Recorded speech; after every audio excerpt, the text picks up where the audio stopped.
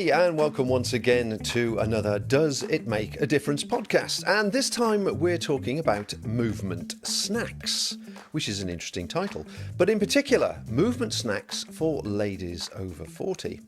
Now, I'm lucky enough to have with me a specialist in that area, and that's Rachel from RJ Coaching and Fitness. Thanks for coming in, Rachel. You're very welcome. It's great to be here. So, it's a very narrow niche that obviously we're looking at, but it's an area that you've specialised in for a few years now, and it's proving to be very popular. So, do explain a little bit more about it. Yeah, so I'm really passionate about getting women active and have been for a lot of years. Historically, I've been really into cycling, so that's what kind of got me into it, and just love the difference that, being active brings to our lifestyle. And RJ Fitness and Coaching was born a couple of years ago, and just love helping women find their kind of way of being active and enjoy moving, whatever that looks like. So whether that's indoors, outdoors, and just sharing that experience and building their confidence really with knowing that there's no kind of prescription on how to move. Just find a way that works for you and enjoy that process. So you're looking at particularly women over 40, but also do they all share similar characteristics in the sense that they used to be really active or they've never been very active and they sort of perhaps trying to build their confidence getting into a little bit of movement activity? Yeah, so a lot of women that do come to me, they certainly lack confidence, they lack self-belief, and they have either never been active in their life. They might have played a certain sport when they were younger or never been into sport. That sort of thing doesn't give them enjoyment. So there's definitely similarities from that point of view, and they're just looking for a way to enjoy moving and build that self-confidence and that self-belief, which, a lot of them do share, and they just need that extra support or motivation, nurturing to then achieve whatever the goal is that they're working towards. And what sort of goals do your clients generally have? Is it sort of getting in shape for a holiday or a new dress for the wedding or something like this? Yeah, I think a lot of women that say strength is a really big thing. I have a lot of women that they understand that as we get older, we lose our bone density and our muscle mass. So that's a really big thing for women. But what strength looks like to different women that I work with is very different. So, for example, I work with a lady at the moment, and we have this thing called a barbell in the gym, which you might be familiar with. And sometimes I have to trick women into, knowing what they're actually lifting. So I because sometimes they don't know how heavy the bar is, and I kind of put these things on the end and can you just try and pick that up for me? Oh yeah, okay. So they have a go at that and pick it up, and then you say, oh my God, that was 25 kilos, and they're just completely blown away by what they've lifted. But then the upside of that is that this particular lady, she was doing some gardening at the weekend, and her husband had hurt his back. So he was like, well, we've got this sand and gravel bag over there, but there's no way you're going to be able to lift that. It's 20 kilos. And she's like, I can lift this. So off she goes to get the sand and gravel bag, lifts it up, no problem, brings it back. And he's just, completely blown away, as is she, because she now knows it's not just about what we've done together in the gym, in the studio. It's now, having an effect in her everyday life because she now knows I can pick up this sand and gravel bag. What a lovely boost of confidence. Yeah. Osteoporosis is obviously a big thing as we get older. So I should imagine as more information is coming out about that, people are actually turning to you to prevent that obviously happening to them long term. Yeah, definitely. And it is, it's been a big topic for a long time. And again, a lot of women are much more aware of it, but they might not necessarily know, well, I know it's important, but what can I actually do to prevent that from happening to me? And I think that's why I'm so passionate about these movement snacks, is that, you don't have to have a prescribed session in the gym or wherever it is that you go to do your exercise. It can be a snack, literally a 5-minute thing that you might have in your house. You could leave a set of dumbbells, for example, or something by your kettle whilst it's boiling and do some movement with these dumbbells. That's going to bring strength into your life. Or it could be just do some push-ups on, on the sideboard, on the worktop as your kettle is boiling. You know your kettle's going to boil in the morning. So why not, attach something that's meaningful that could then have a big effect on you long term?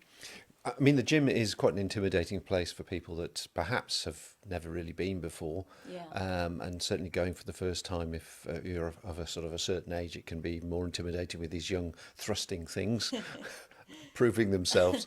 So, how do you encourage ladies to not be intimidated by any of the activities and the snacks that you just described? Really, how to think about it positively. Yeah, I think it's just giving them the confidence to know what to do with some of the equipment, because some of the equipment sometimes can be quite intimidating in the gym. So if you talk through, I mean, I have been to a gym with some women in the past, so they've joined the gym, they're not necessarily knowing what to do. So just accompanying them, giving them their confidence, this is what you need to do, what you could do with this piece of equipment, and just giving them that confidence on, right, well, why didn't you think about lifting this, again, using the barbells analogy, in a certain way and just enjoy using it that way. Or again, if they don't want to go to the gym, then just focusing on what is their goal, what is it, where do you want to feel strong? Is it in your upper body, in your shoulders, or do you want to build strength in your legs? So, okay, what can we do at home that you could, build in, which could be just doing things on the stairs. If you live in a house that's got stairs, then why don't you build something like that into your daily routine? So how many times do you go up and down the stairs? What can we do on those stairs that's not just going up and down, and being a little bit creative with how you move so that it becomes a little bit enjoyable and sometimes a little bit bonkers, but actually that's going to bring a smile to your face then, so you're likely to enjoy it a little bit more. Right, right. And of course, they've got the current fads at the moment, the smartwatches, and having just invested in one myself. And I find it a little bit of a two-faced thing, really. I mean, it sort of tells you what you've done, or, inspires you, I suppose, to what you could do. But at the same time, it could be seen quite negatively, I think. Do you find people have different relationships with things like this technology? Yeah, totally. And I think, it depends what drives you, because some people are very driven by numbers and they like to hit that 10,000 steps a day. But sometimes what happens if we don't do 10,000 steps? If we've had a busy day at work, we've got to look after the kids, or we're looking after our parents, then what happens if we don't hit that 10,000 steps? And that then becomes a demotivator, because you think, well, I bought this really expensive watch and I haven't hit my 10,000 steps today. So, oh God, what does that mean? So I think it's being realistic about, again, what brings you joy, but also cutting yourself some slack. So if you don't hit your 10,000 steps a day, that doesn't matter, because, well, what have you done throughout the week? So what happens if you hit 70,000 steps over the week, but it wasn't 10,000 steps a day? Sometimes we might only hit 5,000, but other days I've done 20. So it's kind of giving you that flexibility to say, just cut yourself some slack. And if 10,000 steps is not your motivator, then, try and find different ways that would enable you to get a bit more active. Which leads me nicely on to some of your other activities where you organise sort of group walks and things which are much more group motivating, I guess, not necessarily a major physical challenge, but a nice social way to actually mix exercise with like-minded people, I guess. Yeah, and my group walks have been really popular from day one. And I just love the fact, again, that some women just have no idea what their bodies are capable of. If you do a 5 mile walk, then that seems like a million miles away from what they're used to doing.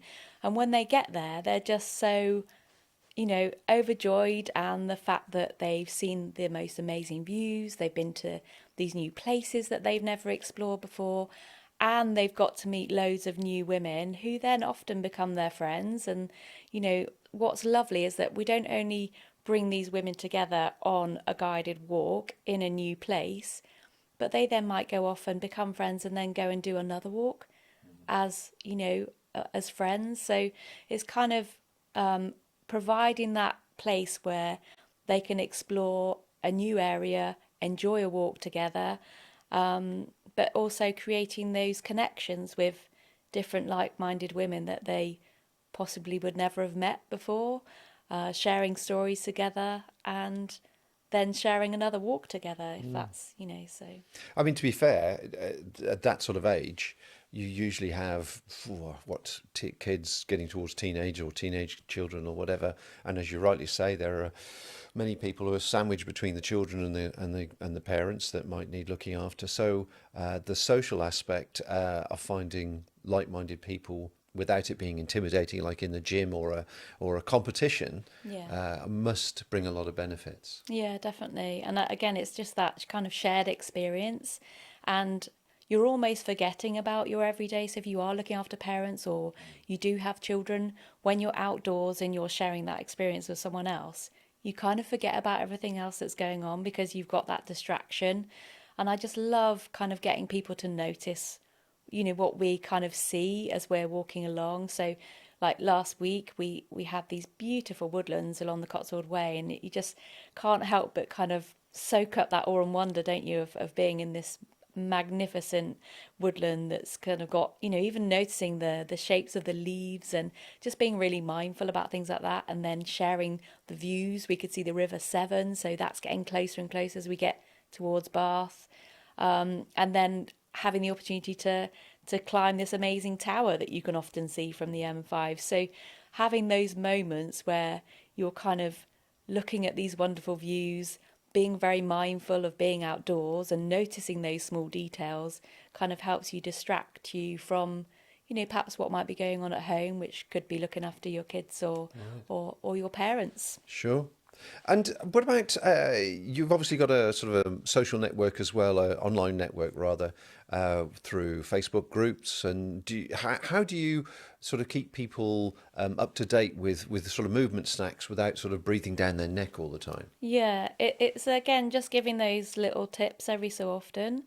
I'm a big believer of short videos. I love doing short videos that either give people a different way of looking at something. So most recently, I've got an online group that's called Stronger for Longer.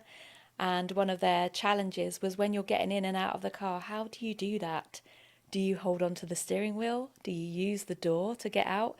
What happens if you don't do that? Because then you're using your core muscles a bit more. So it's kind of just getting you to think about, there's things in your day-to-day life that you'll do, but without thinking.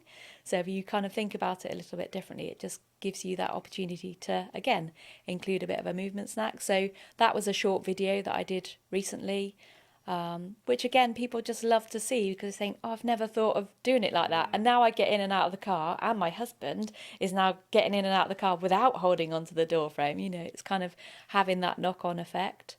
So it's just small top tips every so often that gets people thinking a little bit differently in their day-to-day life. And I wonder if the children of your clients are also recognising, because their parents are now being a bit more body conscious, as it were, they're recognising the benefits to themselves, or they're thinking about it. Is it a conversation that happens at all? Yeah, and I do. It's amazing the ripple effect of taking up something new, which could be walking.